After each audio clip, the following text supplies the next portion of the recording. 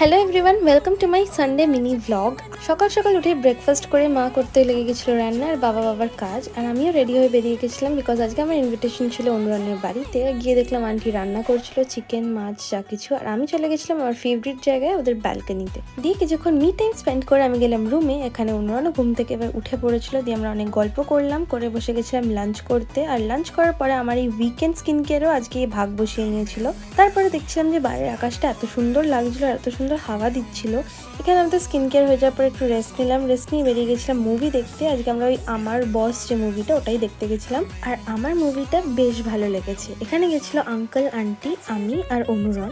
দেন movie শেষ হওয়ার পরে ওরাও চলে গেল বাড়ি, আর আমরাও বাড়ি যাচ্ছিলাম। বাট তার আগে চলে গেছিলাম রেস্টুরেন্টে খাবার নিতে, দুটো আলাদা আলাদা রেস্টুরেন্টে, একটা চিকেন নেওয়ার জন্য, একটা বাটার নান নেওয়ার জন্য। দিয়ে বসে গেছিলাম ডিনার করতে বিকজ অনেকটাই রাত হয়ে গেছিলো। তারপরে অনুরণ আমাকে বাড়ি ড্রপ করলো। এই ছিল আজকের ব্লগটা, কেমন লাগলো জানি।